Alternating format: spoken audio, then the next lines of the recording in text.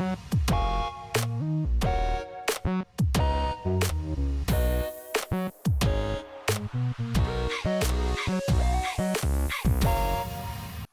everyone. We hope you had a lovely summer. Thank you very much for joining us for a new Clever Languages webinar. As usual, it's a pleasure to have you with us today. That being said, it is my pleasure to welcome you to today's session, Maintaining Momentum in World Language Classes. This webinar is held in collaboration with the National Network for Early Language Learning, NEL. And tonight we have the pleasure of having Edgar Serrano, the current president of NEL, who is here to welcome you as well. Edgar, the floor is yours. Good evening, everyone. On behalf of NAIL, welcome to our first webinar with CLED World Languages. As early language educators, you just don't teach words. You open doors. You plant seeds of curiosity, and you give children the gift of seeing the world with wider eyes. That's world-changing work. This series is here to support you, and it's made possible thanks to the collaboration between CLED and NAIL. Think of tonight not as another webinar, but as a spark, a chance to connect, share, walk away today with an idea that makes tomorrow's class even better. So thank you for being here, and let's get this party started. Thank you very much, Edgar, for your words. We also have with us Carmen Reyes, who is the webinar coordinator and also in collaboration with Nell. Carmen, you want to say hi? Hello, World Language teachers. Welcome to the NEL webinar series. We are thrilled to have you join us today for this amazing session with Ben Fisher, who will share his expertise and inspiration to support early language learning. Thank you, Carmen. And also with us today is Hannah Sinclair, the Sales VP at Clever Languages, who also has a message for us. Thank you, Sabrina. And thank you, Carmen, and my dear friend Edgar for being here tonight. And thank you all for being here with us tonight. On behalf of CLED World Languages, we're so excited to collaborate with NEL on this webinar series. At CLED World Languages, our mission is to support language educators with programs and professional development like tonight's to put the teachers and learners at the center. We understand the importance of creating spaces like this where we all as educators can come together and leave with practical ideas that you can implement in the classrooms. We are so proud of sponsoring this series, and we're especially grateful to Edgar and Nell, the Nell team, the whole team. Thank you guys for being our partners, and thank you, Ben, for sharing your expertise with us tonight. We hope that you all enjoyed the session and we walk away inspired to go back to our classroom and our children. Thank you, guys.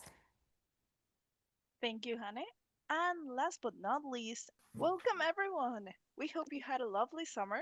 Thank you very much for joining us for a new Clever Languages webinar. As usual, it's a pleasure to have you with us today. I'd like to introduce our speaker for this webinar, Ben Fisher-Rodríguez. He's a high school German and Spanish teacher located in Seattle. He has presented at national, regional, and local conferences on lesson planning, high leverage teaching strategies, and issues of inclusion. He blogs at mrfishersays.com. He's on Blue Sky at Mr. Fisher Says, and is a co-host of the language teaching podcast Slay, Second Language Acquisition for Everyone. Thank you so much, Reb, for being here tonight. The floor is yours. Thank you, everybody, for the warm welcome. And I've been seeing the welcomes in the chat as well in all different languages.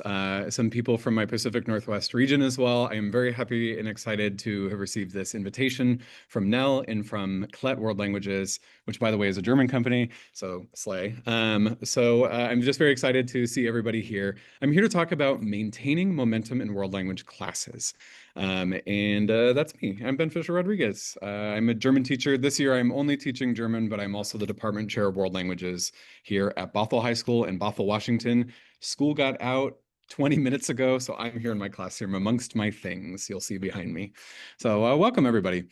Here's my agenda for the webinar so that you can kind of see what we're going to be talking about, and also why I chose these particular topics as relates to momentum. The first thing is about expectations. Students lose their focus. They lose their momentum in learning something continuously if they're wondering how to do something, how to behave in class, what the point is, how things are going. So we want to make clear expectations, that way students can get into a flow state where they can learn best. The second thing I'll talk about is questioning strategies, because we want to increase the time that students are thinking about the content and thinking in the target language. We want to maximize in this way the amount of target language input and interaction that they get. My final major topic is connection. Connection is an essential component of motivation. It is what makes students want to stay in our courses. What makes students have permanent lifelong connections to the language. At the end, we obviously have time as well for a Q&A. I'll be happy to take any questions that you have about the content that I present. Throughout the webinar, I'm going to be offering opportunities for you to type some ideas into the chat and share out what you're thinking. My hope is that this helps you process the things that I'm talking about and maybe get some clarity for yourself about your own teaching practices. So I know there's lots of Spanish teachers in here. Vamos. And for our German teachers, los geht's. For everyone else, let's go. Before we start, I'm going to ask a couple questions we're going to respond in the chat. How do you know that students are engaged? What does it look like? What does it feel like? What does it sound like?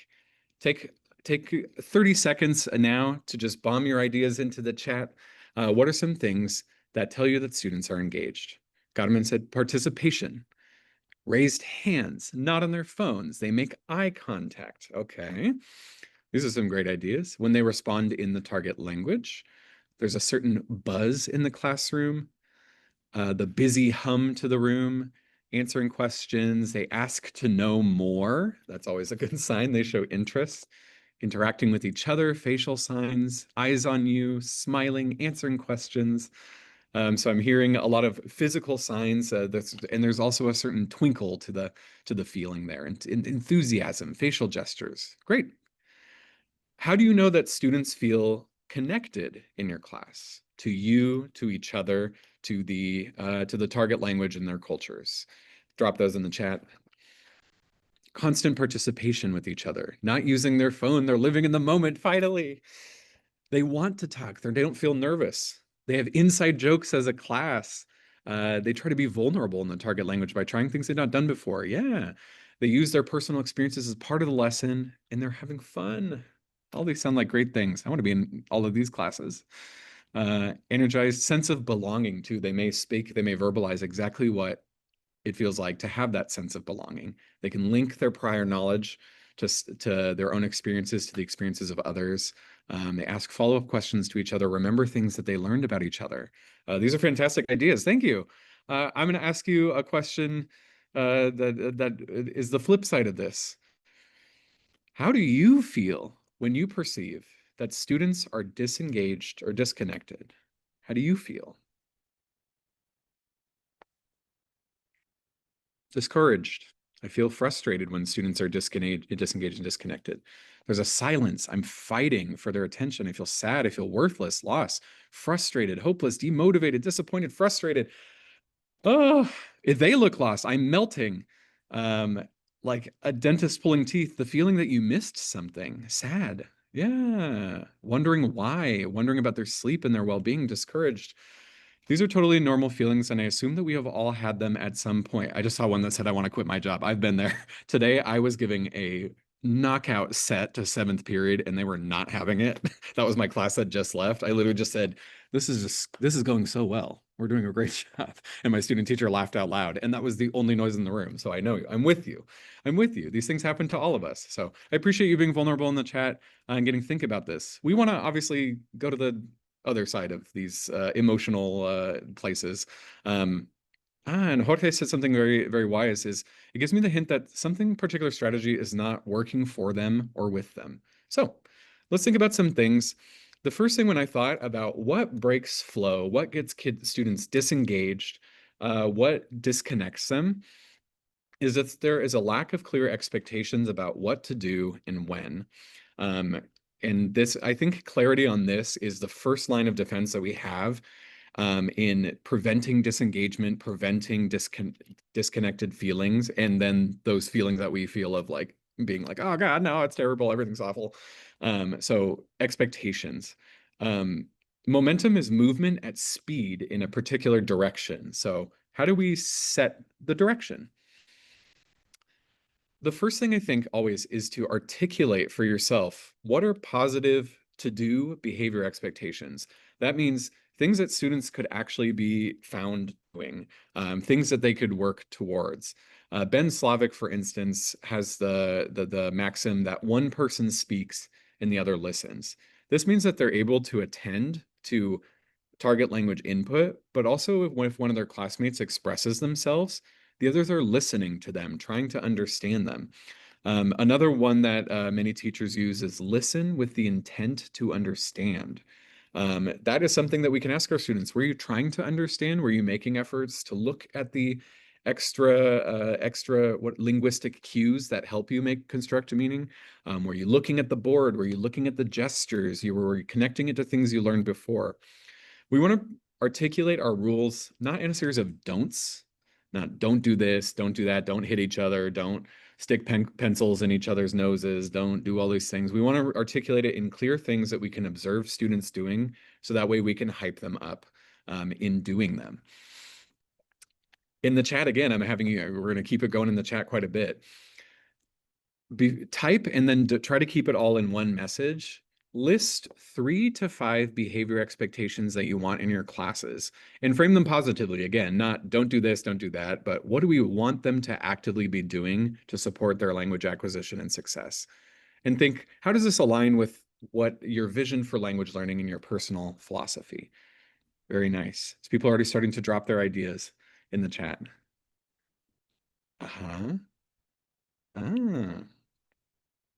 Be present. I'm going to start reading some of these ideas. We got be present, show respect, one voice, listen to learn, keep the room clean, listen to each other, take turns, open your mind. That would be hard to measure, but I think that's a good reminder for all of us. Keep your mind open to others. Be curious. Show respect to your peers. That might be something we have to deconstruct with our students, because respect is a cultural value. So we would have to be careful to deconstruct that and discuss what that actually means to show respect to each other. Be an inquirer, so asking questions. Speak in the language wherever possible. Respond to Spanish questions in Spanish. Be willing to make mistakes. Build on one another's statements. Enjoy learning. Oh my goodness. These are all great. I keep it so simple. My expectations for what students do during class is just look, listen, and respond. That's it. I find that the shorter that I get, the more punchy, the better. I adapted these from a Latin teacher named Lance Pantagini, because I think they encapsulate what I want my students to be doing during class. I need them to be looking at who's talking, the pictures that we're talking about, again, the extra linguistic supports on the board. I obviously need them to be listening, and it's hard to listen if you're talking over someone. Listening implies the intent to understand. And I need them responding. Either they respond to whole class questions, they respond to each other, they respond to things that happen in the room in the language. And all these things I will have to break down for them. But these are the reminders that they get all the time, to the point where my students are like, please stop saying look, listen, and respond, please. I see mira, escucha y habla español. Look, listen, and talk Spanish. I like that. That's punchy too. Another one that I saw was show me when you don't understand. That's a good one. That puts the onus on us as educators to help them understand. Again, I like keeping it short and punchy. Having those clear expectations that are short and punchy, that you can repeat, that you can deconstruct and have look-fors. Once you have those, you're going to get students interacting with each other in class. You might tell them to turn to the partner and ask them some sort of question, or engage in some sort of interaction as a class, or during any sort of group activity. One of my tips to help make things like engaged and connected for students is giving students the first thing to say when they start an activity. So if I want them to go sit next to a partner and talk about something, I'm going to tell them the first thing to say. I'm sure you at home can empathize with teachers, or excuse me, with moments in class, especially after COVID, where you would be like, talk to your partner about this, and then they just didn't. Like they just be sitting in absolute silence, and you're like, hello? And maybe a student would tell you like, oh, I don't know them. And you're like, please, I'm trying to get you to know them.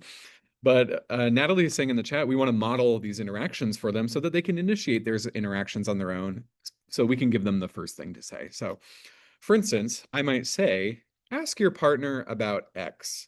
Begin with the question, whatever. Begin with the greeting, whatever. And then like Natalie said, you can model that with a student in your class. I have some older student like TAs, and they're called language mentors, who have been in German before. And so I'm able to be like, hey, so-and-so, how are you? And they say, oh, I'm good. How are you? What is your hobby related to blah, blah, blah, that sort of thing. But literally giving them the first words to say, hello, how are you? Hello, my name is this. Hello, what do you think about this? Can help kind of grease the wheels so they don't have to think of the first thing to say. And I also get my tip. You might also say like, what else could you ask about? So think to your student, have your students be creative as well. If they run out of things to talk about, what else could they ask about so that the interaction doesn't just die? Sentence frames on the board can be huge supports for this. I'm with Stacy in the chat. She said sentence frames and chat mats can help support this, that we want students to be able to have the first thing to say. You might also even go as specific as saying, the student on the left side of the classroom begins. The student who is taller begins. The student whose hair is longer begins. We're trying to teach these skills of interpersonal communication, which includes initiating and maintaining. That's in our standard for interpersonal communication, is initiating and maintaining conversation. So we need to give them the cues for what exactly to do that. And that helps them stay engaged with each other and connected. It might help them make the connection that was hard for them to start making. I would say the next thing that is very important is consistent lesson structure. If you're doing kind of something a little different every day, it's going to be hard for students to get in the flow space, because instead of thinking, oh, I know that what comes next is this, and this is what I'm going to be expected to do and how I'm expected to behave, if they're spending all their time wondering about what comes next, that can take away from their focus. That can take away from their engagement and connection. That feeling of insecurity. Generally, structure helps all your students in feeling that sense of security, that things are organized and managed. And you can pick whatever consistent structure works for you. You can also, it helps then when you do break that structure, that it adds a bit of interest. You can break it for a day or for a week, and tell students ahead of time, like next week is going to be a little bit different, to maintain that interest, to give a little bit of novelty. So that way, when you do go back to the consistent structure, there's that safety and that comfort and that flow, but they've also had a little bit of breaking it up. You might also need to describe what success will feel like in relation to learning goals. Sometimes sometimes I find that students are like, yeah, in this class, we just talk about whatever. And I'm like, yes, young one, that is indeed the point, is to talk German. If you were doing a really good job, sometimes it just looks like talking. They're like, oh, we talked about this, we talked about that. And so we might need to also head it off at the pass by describing to students, you're going to feel successful if you're able to answer questions about the topic we're talking about today. You're going to feel successful if you understand the story that we're listening to. You should feel successful if you engage with your classmate and ask some questions. Our peers in the chat are talking about setting objectives and checking for understanding on the objectives as well. Put those can-dos directly onto the board. Tell the students what they're going to be able to do. The chat is also talking about the struggle between structure and being boring. Again, I think that mixing out the content, which to me is kind of the interesting part, and keeping the consistent structure helps maintain the interest, because yeah, the content is the interesting stuff, not what are we doing every day. So that's my thinking on that. But it is a struggle. You got to balance it. In the chat, hit me up now with like, what are the building blocks of most of the lessons that you teach? Like what what is like, we always do this. We always do this, or like, what are the always, like, the big things that you always include? I'm seeing brain breaks are always there for Marielle. Thank you. What are the building block components for you? Scaffold, review, and then build on it.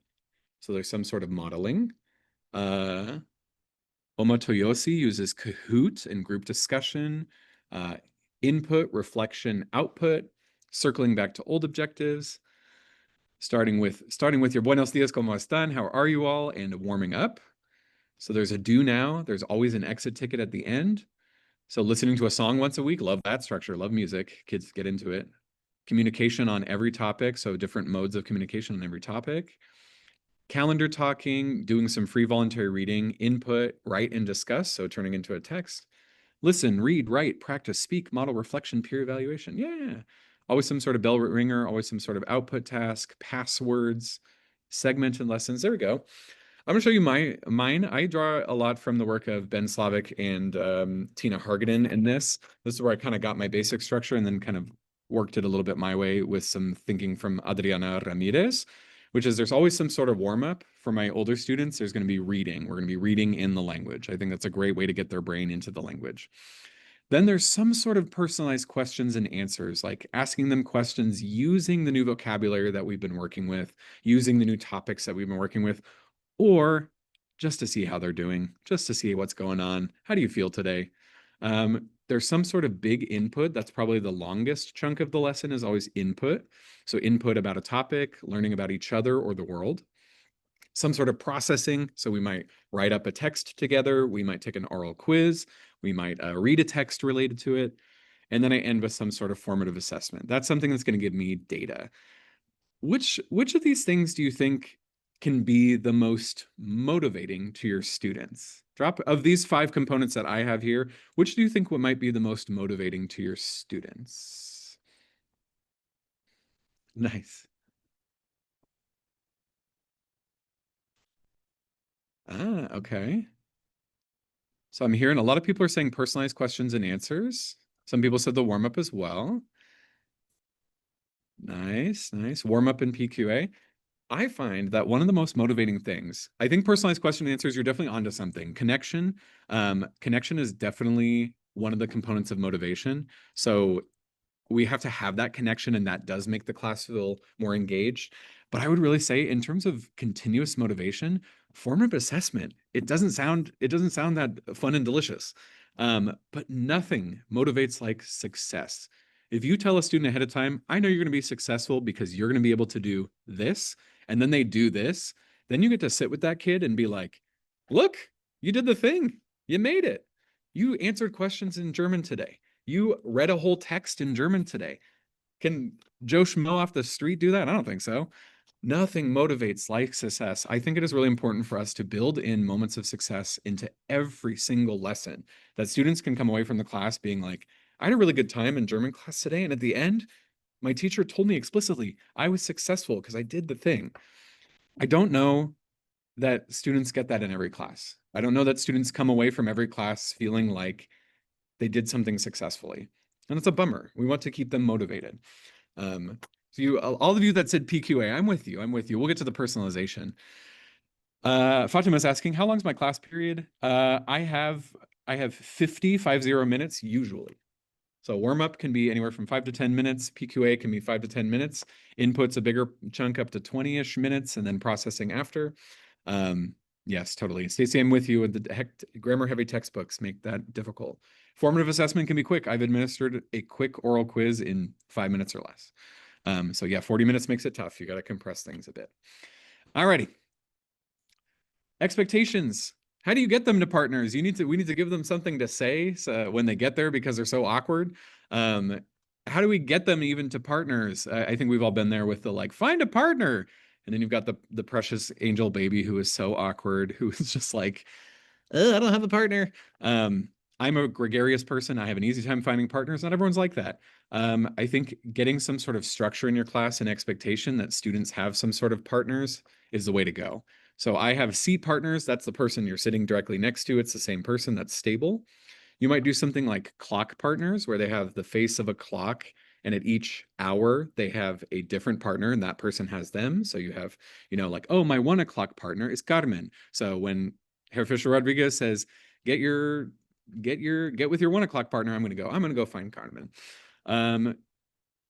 Or you might just do choice partners. One option that you have on here, which I've included a link to as well for our many Spanish teachers, is the kind of amigos de system, the country partners.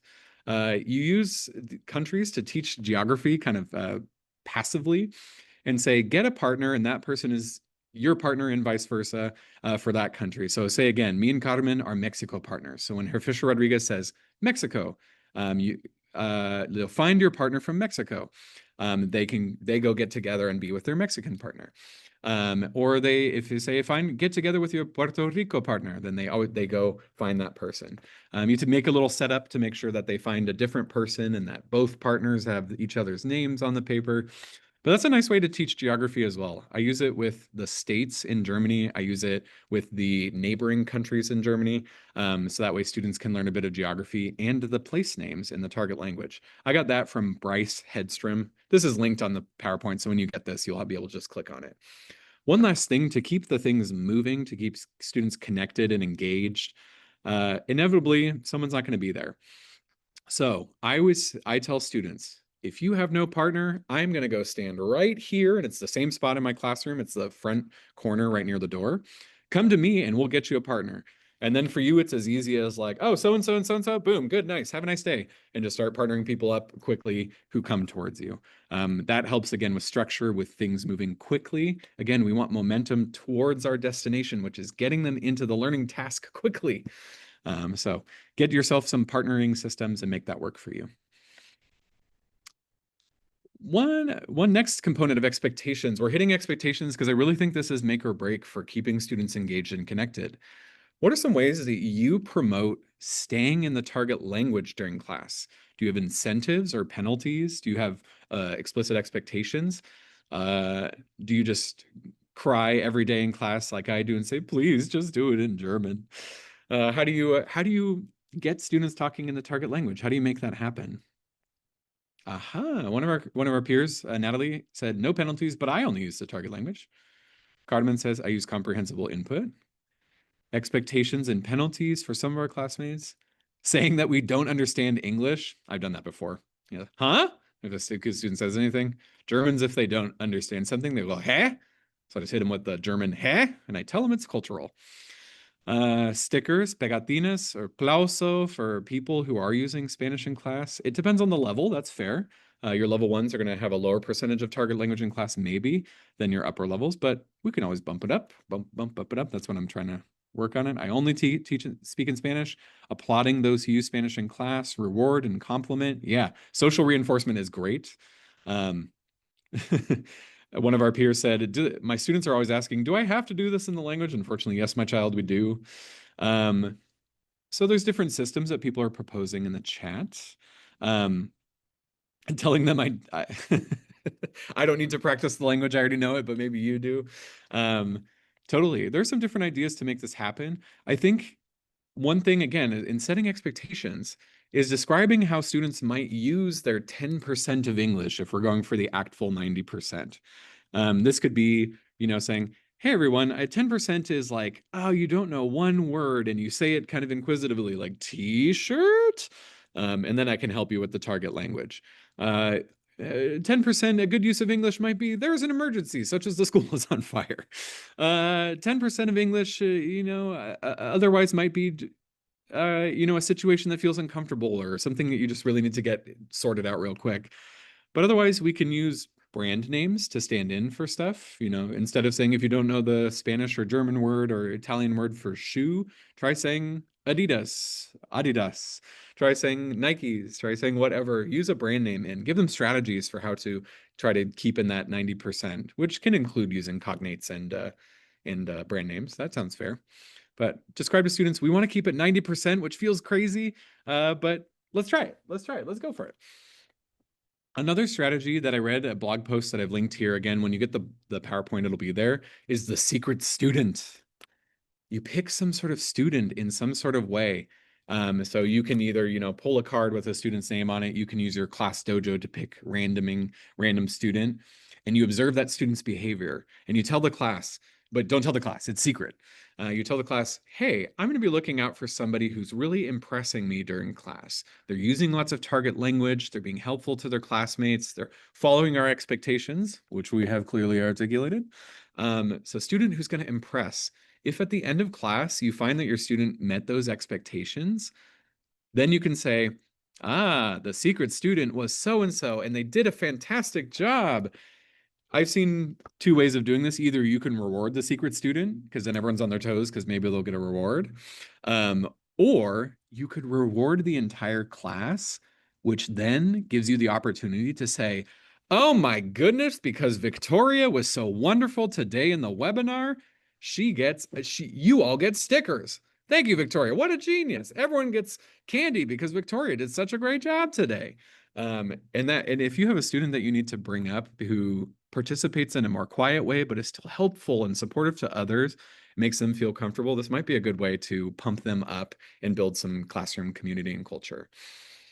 The secret student. I haven't done this for a while, and preparing this presentation was like, wait, this feels amazing. Mira said in the chat that this is great, is that you can build a list of incentives that the secret student could pick from. So do you want me to email or call your home? Like, do you want something from my treasure chest of gifts that is mostly pencils? Do you want a sticker? Do you want a candy? Do you want to, whatever? It could be some sort of cool reward or some sort of incentive, or maybe, I don't know, the class gets to play a game tomorrow because you did such a good idea. And then you build in like a 5-minute game or something. Sure. Another thing that Anne-Marie Chase, who Spanish teachers may know very well, she's a genius, I'm convinced. She does the timer trick, and I did this last year, and I loved it. My kids loved it. You put up a timer, and you say, 7 minutes of target language equals a point.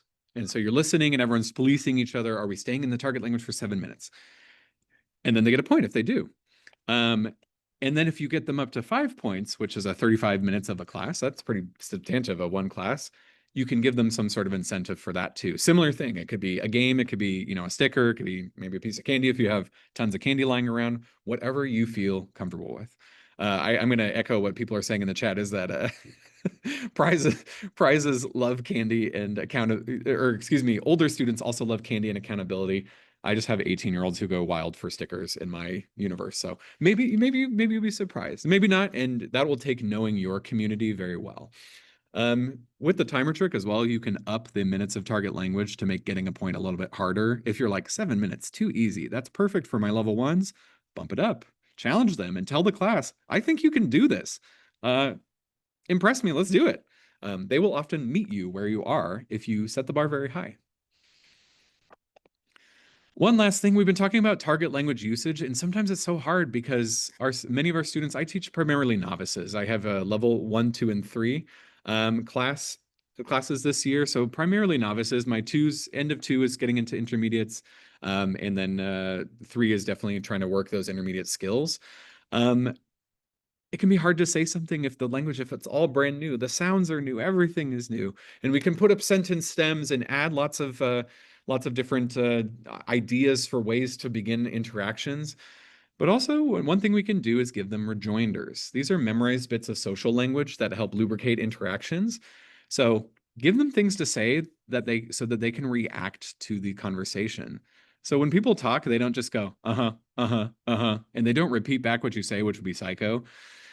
Wow, that is an interesting thing that you said, that you went to the movies at the weekend, like, instead, you might have them say, oh, how cool, nice, oh, me too. Not so sure about that. Train them, teach them how to react by the ways that you react. So if the students share something in class, you can have a big reaction of like, that's not possible, or amazing. I like to tell my students that it makes them sound more German. It makes them sound more Austrian. It makes them sound more Mexican or Peruvian by using this language. They're going to sound more natural if they throw in oh, that's cool, or like, oh, nice. Oh, how interesting. Those sorts of things. That makes a conversation flow. And it also gives our lower students a point of engagement, a short memorized phrase. They don't have to generate a bunch of language. If you post rejoinders and you teach to them, you can get a lot of use out of them. I have them.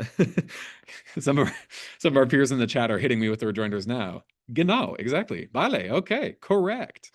Thank you. I post these, I teach them and have students hold them as like a job and then hold them up when they hear people say them. I also have, lucky we're sitting at my desk, I have like a baseball pitch counter, and I have students every time someone in the class says a rejoinder in a natural way, I have them click it. And then we get in little competitions for that. That's very silly. So rejoinders, there's a link to a website that explains more how to use these once you get this PowerPoint. Bringing it all together, we've stuck on expectations. I really think this is make or break. It might sound like this. It might sound like this if you put all these ideas that I said together, you're giving directions in the target language, it might sound like this. In the language, you say, hey, grab your copy of the text and a pencil. Find your partner from Switzerland, for instance. Say to them, hello, how are you? And then react to what they say. Hello, how are you? I'm well. Oh, wow, good. Thank you, I'm well as well. Do a volleyball translation. That's an activity type of the text. The taller student begins. They don't have to pick who begins. If you're finished, write quiz questions as if you were Herr Fisher-Rodríguez. You can put this up in the target language or in English on the board and then read through it in the target language. If you can say less, the better. I find, again, the shorter, the punchier, the more clear it is to our students. And saying it exactly like this tells them what they need to do, where they need to go, how they start the interaction, what they do when they're done. It's hard to disengage if you've always got something meaningful to do. We're moving on to questioning strategies. A question for our audience. How do you prompt students to participate, and how do you track that participation if you do? How do you prompt and track participation? What are some systems that you use to prompt and track participation?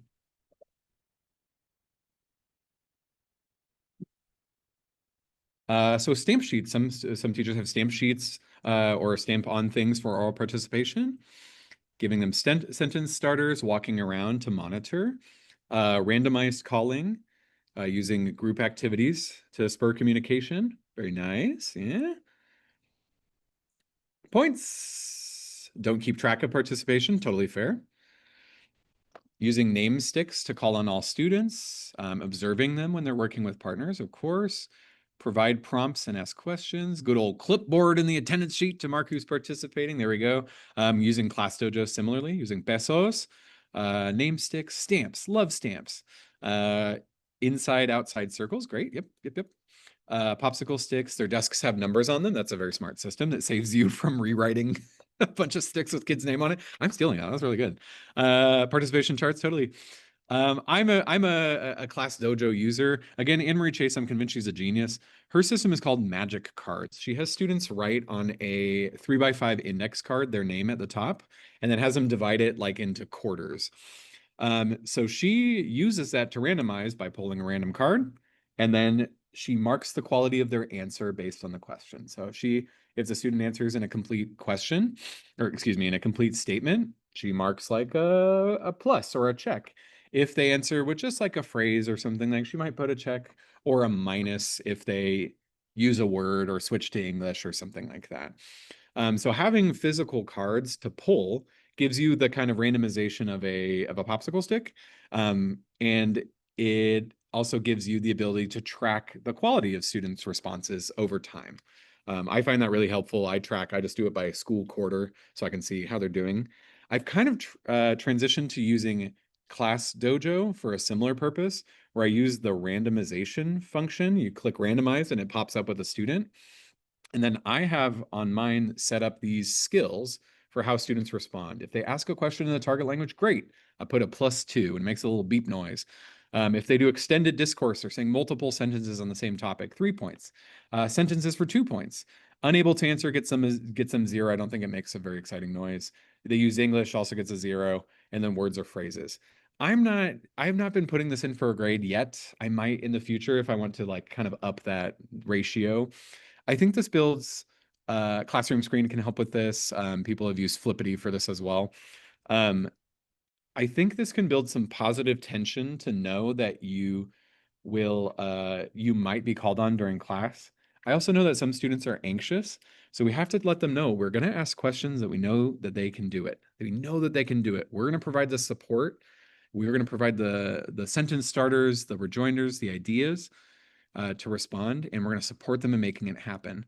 But another way to ensure that they're able to answer is by making sure to think of our levels of questioning. And from the very basic level, if you have a student who is just holding on, especially novices, they might only be able to answer the yes or no questions in the language. So I might say to a student, hey, so-and-so, does this other student we've been talking about play tennis? And they can just say, ja, in German, yes. And then I'm like, yes. And I mark on my little participation thing just a word, but a more difficult question might not have been they might not have been ready for it. I can start pushing them to the next level, but it helps to have these levels. I think of this as like a gear switch. Again, the bottom is like yes or no questions. So it's very make a statement and then they say yes or no, that's true or that's not. This or that statements. So, hey, student, the student we've been talking about plays ice hockey, or the student that we've been talking about plays tennis. And then they can answer with this or that. There's actually research that we read in the podcast about how this or that questions can increase student target language production and comprehension because you're saying complete sentences. Ben plays ice hockey or Ben plays tennis. They're getting correct sentences each time, but maybe they only have to say ice hockey or tennis. WH questions, who, what, when, where, why, how, are more open-ended. So when we ask those, we're going to be expecting students to output a word in the language. And so that's a little bit more difficult. We are not providing the answer to them. When we start getting into intermediates, they are able to talk a little bit more extensively about topics. So we can use a sentence frame in our class that we can post that's just, tell me about your family. Tell me about your math class. Tell me about your this. And that's when they know that they need to talk expansively about something. Tell me a little bit about Ben's hobbies. When students are many of us might be secondary teachers who only get students for 4 languages, and those are pretty solidly intermediates breaching up into advanced. We might also use narration skills by having them say, tell me the story of this, and then they can practice some more expansive narration. We want to ask lots of variety, and we want to give students think time before we request that they answer. I like to literally count to myself, 1, 2, 3, 1, 2, 3. The variety another element of this gear shift, it's kind of like a multi-dimensional gear shift, is who we ask to answer. Do we ask the whole class? So class, does Ben play tennis? And then I give them wait time, 1, 2, 3, and then they say yes. That's a pretty easy question. Everyone can answer that all together. This or that questions as well. Asking the whole class with some sort of cue can get you really good data. If they respond strongly, then you know they got it. If they don't, if it's weaker, then you don't. You might also take volunteers. And that's another way to get students to answer these questions. And we've been talking about cold calling students, but I think what's important in terms of keeping the flow of class is cues. How do they know how they're supposed to respond to this? Do you want the whole class to answer in 3 seconds so they have time to think? So give them 3 seconds with your fingers. So you ask the question, I literally hold it like a stop sign. 1, 2, 3, then the class answers. If I'm asking for volunteers, I shoot my hand straight up in the air. And that way they know they have to put their hand up to volunteer. If I'm doing cold calling, I might ask the question, give the 3 seconds wait time, and then say the student's name. They need cues to, again, maintain that sense of momentum, that positive engagement with the language they're thinking, formulating their answers. And sometimes you just want to give them the come at me with the, come at me with as much language as you can. So they might just, having the whole class answer all at once is what I meant by that. Sorry. Cool. So again, I think this is a gear shift. Students will be more cognitively engaged if they're under the impression that this teacher is going to ask lots of questions of me in our class at all sorts of times. They might ask a volunteer. They might cold call us. They might use the whole class. By giving them those repeated experiences of success, we will ensure that they'll stay along and that they won't drown out from anxiety. And we have to be explicit and articulate that. You have been successful. You did the thing. You did exactly right. Check in with them after class. You did exactly right.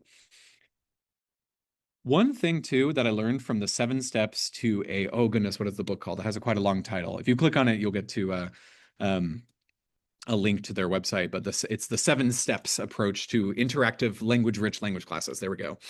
Is preempting students saying, I don't know. You teach them these phrases for negotiation of meaning, can help them so that they can stall for time or get more information to you so that they can answer successfully. So it might be, could you give me some more information? Could you give me an example? Can I think for a second? Can you please repeat the question? Can I ask for a friend for help? Can you give an example of this? How do you spell XYZ?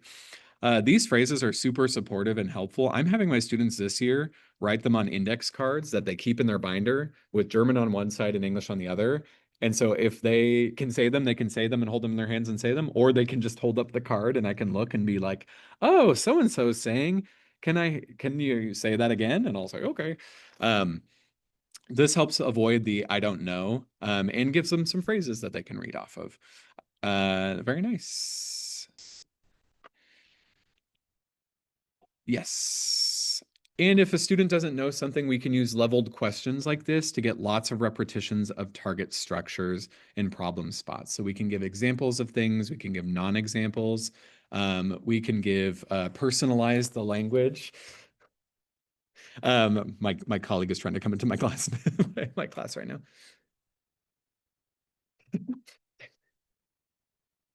She's trying to get it here. Okay. So examples, non-examples. So like, oh, is this a book or is this an example of this? Is this a non-example? And personalize the language. Sorry. So that poster is going to be that poster was a clickable link in the slideshow. So there you go. Now, I'm looking at the time, and I want to make sure we get time for this Q&A, so I'm actually going to skip over a little bit of this participation point. I think I overplanned, which is, I feel like is a good thing, but I do want to make sure that we talk about connection specifically. So there's that. That'll be in there. Connection. Oh. Great. Connection. How can we get students feeling connected? That is a great way to feel them engaged in class. That'll make time fly. I'm of the mindset that you can't teach a class that feels fresh or exciting without leaving elements of it to chance. This is a quote attributed that I have seen attributed to Ben Slavic. Just the idea, danke, that students come into our class and they're little human beings who are trying to connect, and they'll say things we don't expect. And you have to make space for that. If everything is rigid, they are going to respond in this way, this is going to happen, then this happens, then we follow this sequence of learning, then you might miss opportunities to connect with students when they say something interesting. You might miss an opportunity to connect with a student when they say something funny that you want to expand on. The other day I was posing a yes or no question and I said, class, yes or no? And I was about to say the question and a girl just went, no. And it was funny. It was funny to me. So I just laughed and then I stood there with my hands folded like, oh, this student said that I couldn't go on. And then they all laughed and then we moved on. And it was just a fun opportunity. If I was insistent on making my lesson go exactly as I had thought and planned it, I would have missed an opportunity to connect with that student with a bit of humor as well. So leave little bits of it to chance. We're going to talk about this and I wonder what students are going to say. That is true interpersonal communication, where you don't know what the other person is going to say, and you have to react to it. Some activities that really make this top of mind. We have to plan our curricula such that we can get these activities centered around connection built into our curricula. One talk, all these, you see these underlined, those are all links to blog posts that a very handsome bald man wrote. It's me. So if you're like, what is that? This one activity that I love, that I'm a huge proponent of, is card talk.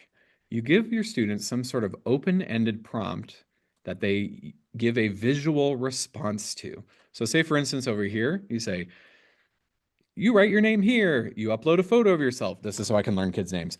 And then over here, search the web for an image to insert a picture of something you like, a hobby, a sport, something you do in your free time, etc. And if you have a photo or video of you doing that activity, that's even better. This is an actual slide that a student submitted this year, so I thought I'd bring in some realia. The student put a tennis racket with some tennis balls, so I said, oh, hey, so-and-so, hey, student, do you play tennis? And he said yes. And then because I was using leveled questions to check for comprehension, I said, hey, class, does student play tennis or does student play ice hockey? And those are cognates in English, or excuse me, in German. And the class said tennis because we had just been talking about how he played tennis, but then it turns out he also played ice hockey. And so I had randomly by chance guessed the student's other sport that he played. And then we developed a lot of details out of that, how sporty this kid is. I think my sunscreen just went into my eye. I am so sorry. You got to let things happen by chance. I feel like crying because I got sunscreen in my eye. All right. So setting up this opportunity, this was to set up a unit that talks about kind of people's hobbies and interests. And I did that instead of just by being like, let's learn the list of vocabulary about this or that thing. I said, we're going to talk about the people in our class that make up the culture of this class, and we're going to develop details and learn more about them. There was one year I specifically leaned on this strategy a lot because I was very busy and I can throw it in kind of whenever. And I had a student write something in a feedback survey that changed the way that I think about this, which is, I feel like in this class, I could say something about everyone in our class, and it's not like that in my other classes. And I was like, that's the point. They should be connected to each other. They all know each other. And it takes building in an activity like Card Talk where they can give responses to open-ended prompts in order for you to develop that personalization. Look at these units from a traditional curriculum, and I'll tell you how I adapted them. So I had to do a food unit. How can I do a food unit? There's so many food words. The prompt was, put a picture on one side of a food that is important to you or your family. Beautiful. I learned so many things.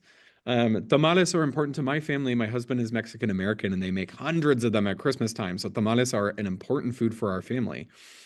On the other side of the slide, put a food that you find gross. And that's how I learned all about bitter melon. I didn't know what bitter melon was until a student showed me. And they learned that I am a pickle hater, which is to the benefit of my husband, who likes pickles.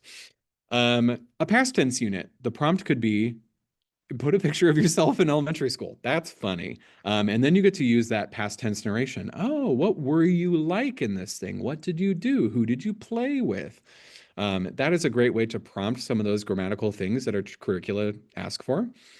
Education and professions. What do you want to be in the future? Put a picture of that. The influence of art on society and culture. What's a piece of art? What's a piece of art that has been very important to you? Yeah. Calendar talk is another strategy. I've got two more, and then again, I'm trying to get to the Q&A. I know we're supposed to keep it within the hour. Calendar talk is not about the calendar. It is about the people in the room. The question that you can ask to get the personalization and to get students the language that is important to them is, what is something new? What is something interesting? What is something important from this week? Students are going to share all sorts of things about their life, and they're going to need to develop the vocabulary to say, oh, I went shopping with friends. I went with my mom to the mall. I had a performance. I had a game. I had a match. Those sorts of words are going to come up that you can support students by writing them on the board, drawing pictures, using context and examples. If you want to start real small, you can say, where did you go this week, or where are you going? So for that is an easy way to give the sentence frame. I'm going to, and then our football stadium is called Pop Keeney Stadium. So a student could say, I'm going to Pop Keeney. Great. I'd be like, oh, do you play football? Again, I can still provide lots of language. They love to, Natalie says, hitting on something in the chat, is that students love to talk about themselves. If we can, again, secret ninja some language into their brain by making them talk about themselves, everyone wins. And then they know stuff about each other. And then there is a place on campus where they are known. The final activity I do is that really high personalization connection potential is special person interviews. The students become the star of the day. Let them come sit in a special chair at the front of your room and interview them using questions. You can see on the right side my slide of how much linguistic support I include. What can you cook? I can cook, blah, blah, blah. And then more linguistic support for me to talk with the class. What can so-and-so cook? Oh, they can cook this or that. Um, I try to keep it with like 5 questions so we can really expand on all of these questions. Um, Getting juicy questions that are interesting and mixing them up really helps.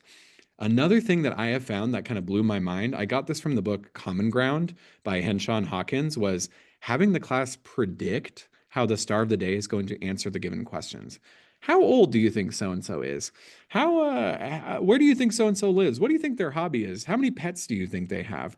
The class is on the edge of their seats throughout because if you have them do it on a graphic organizer, because they're like, I need to know whether or not I am correct. And if I don't get it, I'm going to lose my marbles. And so I've had kids, it's crazy to like have had the experience where it's been like, so and so, how old are you? And so says, I am 15. And then the class like erupts and cheers like it's a football game. But build some anticipation, build some need to know into the activity, and build some connection. It's a winner. It's a dead ringer for your class. The last thing I'm going to say is like is brain breaks. Do students need to be energized or regulated? If they need to be regulated, they're coming off of lunch and they're kind of all over the place. They're extra super chatty. Do some breathing with them. Maybe do some yoga TPR sort of things like that. If they need energy, if they're kind of low, like my 7th period class, maybe play stuffed animal. Put them in partnerships, put a stuffed animal between the pair on the floor or the table, and give TPR body commands, head, shoulders, knees, nose, eyes, that sort of stuff. But when you say the word stuffed animal in the language, peluche, kuscheltier, the first student to grab the stuffed animal and hold it in the hair wins. That is an energizer par excellence. The kids go crazy for that one.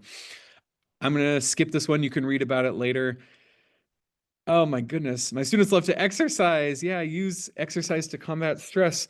I want to honor your time and your thinking and your questions and open it up to a Q&A. My goodness, I've been yapping for the past hour. Thank you so much for listening. In the chat, we're talking about baile viernes, so having a specific day where you dance to some music. If you know how to dance, I don't. You can teach them dances. Fantastic. That's a great way to get some movement and connection in. What are some questions I can answer for you? Thanks for letting me yap continuously at you. Thank you so much, Ben. That was fantastic. We're going to give a bit of time in case people have more questions to place on the chat. I gather a Yes. couple. You've been answering a few of them, but let's just double check them. So, one person asked about how long is your class period to have time for these activities, or how would you plan some of these activities for different classes? Yeah. Yeah, I think that being super intentional about timing and what things can kind of bleed long and what things can't. Again, someone said in the chat, can we do this again? I want to do this again. Uh, I think it is very intentional with timing. And like I said, I think the most important component is that formative assessment, that feeling of like, hey, I did something at the end of your lesson. So I think planning to make sure that those have happened, that those moments have happened, and then working your way backwards. Keep your warm-ups short and sweet. So that way you can just, re-engage with the language and then move on. Let's see. Yeah, I think it does take a lot. And maybe some days here's the reality of it too. Some days are heavy input days where the processing is just a couple minutes. I ask some review questions, and then we do the formative assessment. And then the next day, the processing is most of it. So maybe there's a tiny bit of new input, but we're mostly processing. Let your lessons take time because learning takes time. And I say that as my daily structure. I would say that input and processing are things that you can expand and contract as you need. Fantastic. Thank you. Uh, the next ones that I have at the moment, unless of course, okay, there's actually one that we can take, which is related to one of the Q&A, which is Yes. tips or resources to improve special person interviews. This person actually did mention that they're gonna do it, but that the class apparently seems a bit bored with repetition. So how could we do it in such a scenario? So special person interviews, yes. First of all, on the slideshow, I linked to a blog post written again by some guy flipping my hair. It's me. I wrote the blog post. So if you want to read more, there are plenty of tips that I've gathered from other practitioners there. I think building in the anticipation again, I underestimated how big of an effect it would have for my students to anticipate the answers of their classmates. It made the interview less of just me talking to one student, and more of almost like a game show. Like the whole audience was playing along. So building that need to know into it, I would also say that it is very easy to just focus on the special person. It's okay also to take the questions about the special person out to the audience and compare answers. Like, oh, so and so says that they can cook cake really well, but so and so says they burnt every cake they've ever made. Like, how interesting. Building in those comparisons allows chance for um, comparison language, but also lots and lots of input on those structures that you're trying to target, like can cook, could eat every day, those sorts of things. So Marielle, again, I'll turn your attention to my blog post. There's a lot of good ideas there, but I think the two is building anticipation and need to know, and panning out back and forth. Both really impactful for engagement with mine. I see that Paula asked, what is my biggest class? This year I have 37 in one of my classes. It's kind of a barn, and I'm flexing my classroom management skills this year. That's where clear expectations about when and how to participate can help us gain the momentum in class. It's either gonna, I told my student teacher today, my 37-person class, they love each other. They've known each other for years. So we all just have a lot of backstory to like play off of. I'm gonna have to tighten up the management on them because we went on like a 20-minute sidebar about something super random in the class history and just like blah blah blah blah. And I was like, oh my God, we didn't do any content today. So that's a game of expectations, reiterating them, clarifying, and explaining why. And so again, if you're taking answers from a big class, telling them exactly how you want them to answer. Um, do do do do do do do do. Do I do? Sorry, Sabrina, I took over your job. Your job. I was like in the chat, just like la la la. Esther asked, "Do I do all the special persons interviews in 1 or 2 periods, or do I spread them out?" I would spread them out. You could do 1 or 2 a week, and then lay off for a while, and then come back to them. Or you could do a lot of them and then just change the questions. That's a matter of taste. Watch your students' eyes; they'll tell you a lot. Let's see. Okay, I think I got to the end of the chat. But Sabrina, were there any other questions that you found that people were saying? Not exactly. We have someone that was asking for help related to the rejoinders, because Mm. maybe our middle schoolers never want to speak. So maybe if we could just do like a small summary on tips for that, for example. Yeah, I think again the pitch counter. You can get these for pretty cheap on Amazon. Not if you are feel comfortable with buying stuff. It becomes a weird game with my students inevitably. I teach them the phrases like, "Oh, how interesting," and "How nice," and they'll start to use them sarcastically on me and each other, and then it becomes a little game where like communication is the game. For instance, like we were talking to a student and they were like, "Oh, so and so has a lot of vocabulary." Um, or excuse me, so and so has I was thinking about vocabulary. My gosh, so and so has a lot of homework, and then another student in the class went, "How nice," and I was like, "How nice." They go home and they do hours of vocabulary. And then the kid reiterated, like, yeah, very sassy, like, how nice for them. And I was like, do you have a lot of homework? And they're like, no. And it became a little game of like, oh, I made it kind of like socially gaming to use the rejoinders. And then it became a back and forth between me and the class and that one student. Um, the students get very proud. Another strategy I've done with the pitch counters, I bought a bunch because they were pretty cheap, is I go, I'm going to see how many I can use, and someone in the class is going to count how many you use, and I bet I can beat you. Kids do not like that. They will not take that. They are gonna be like, oh yeah, and then they're gonna start using those rejoinders just to spite you. And so then you win, and you're like, ha ha ha. And it also reminds me as a teacher to use the rejoinders myself. You can do class competitions, like how many classes. I see last name Soto in the chat is saying I use rejoinder points. Like, oh, this class said this many. They get you. We know our students; they're competitive. They like to compete to use the phrases even more. And again, as it feels like a game. Great. Yes, I think that might have been the last question. We have covered most of Mm. the ones in the chat. So before I give like some final notes, again, thank you very much, Ben. Also, Mm. thanks to Hane, to Carmen and Edgar, and of course Nell for this collaboration. And before we say a final goodbye, just want to give you all a reminder because some people have been asking about the recording. Please remember that we will send you both the recording and the slides. You will also have contact details for Ben, and we will also give you our contact details. So if you have any additional questions, you can send us an email at marketing@cledwl.com, and we will make sure to answer or forward those questions to Ben. Also, please remember that you can request a certificate of attendance. I'm going to put the link in the chat right now. So you just put in your basic details in there, and we will also send that to you. You can expect it in more or less a week, maybe a bit before, maybe a bit after. If by over a week you haven't received it, just send us an email and will take a look at that.